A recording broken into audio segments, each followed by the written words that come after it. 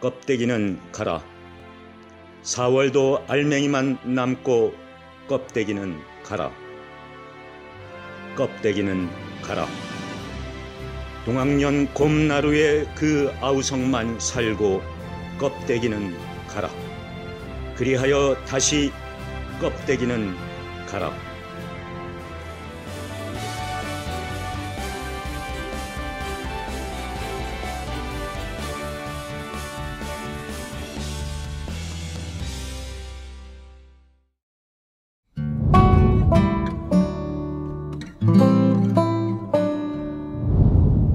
이 사진은 신동엽 시인이 명성여고에 근무하던 시절에 그러니까 문해부 지도하고 있는 그런 모습이죠. 신동엽 시인 당시의 자료들을 이렇게 많이 찾아보니까 졸업 앨범들 이런 걸 찾아보니까 함께 수학여행 간 사진이라든가 이런 게 굉장히 많이 있습니다.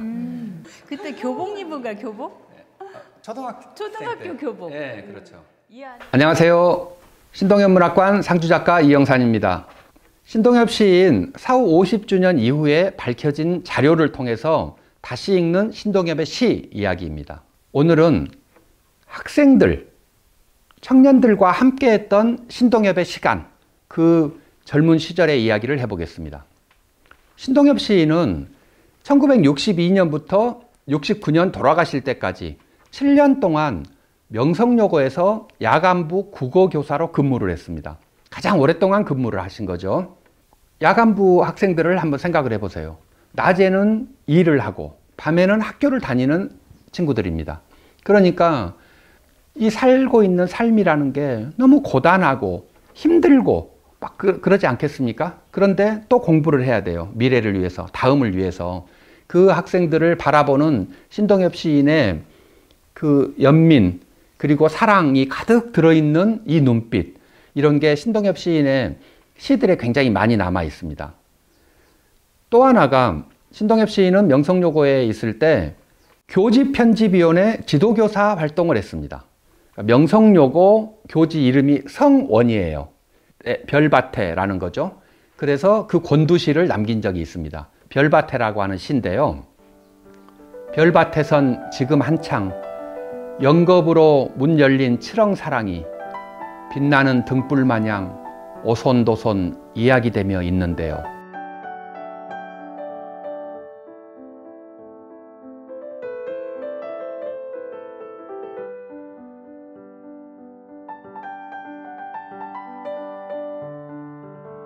신동엽 시인이 학생들과 함께 생활했던 시절의 이야기인데 그 중에 대표적인 거 하나, 굉장히 놀라운 거 하나가 오페레타라고 하는 것을 쓴 겁니다. 오페레타 석가탑, 우리나라의 최초의 오페레타입니다.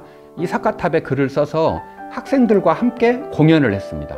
우리가 다시 재현을 한 거지만 이제 50년이 지나서 재현했던 석가탑의 모습을 한번 보시겠습니다.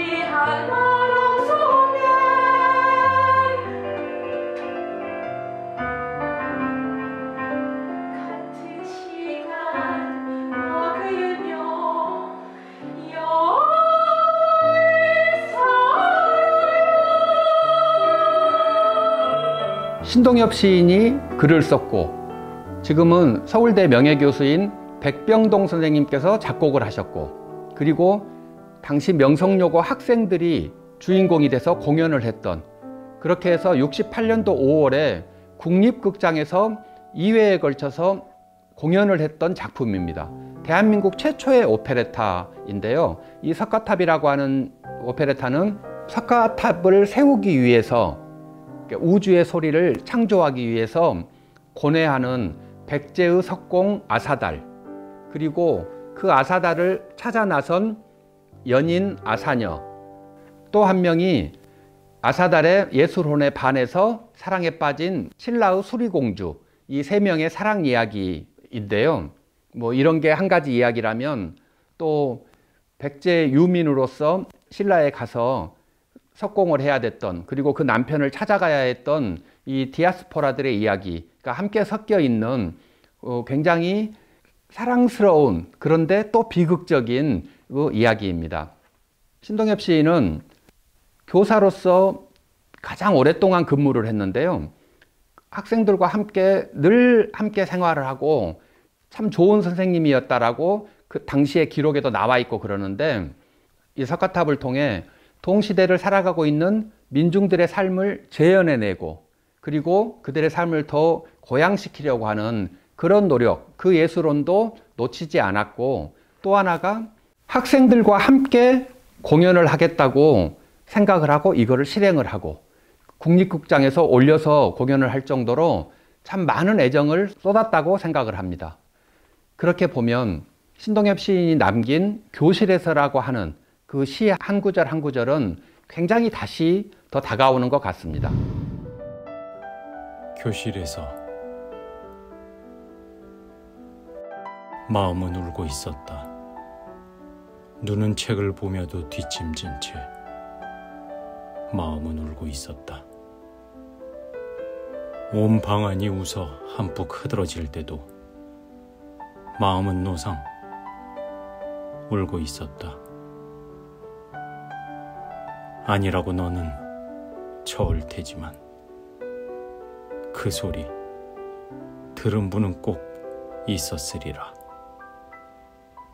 영혼을 뚫고 가는 늘매기 울음보다 어둡고 짙은 그 깊은 소리, 그 답답한 소리,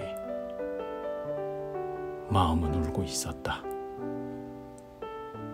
노상걸음 걸으며도 눈은 반 감은 채 그 무너지는 울음을 울고 있었다.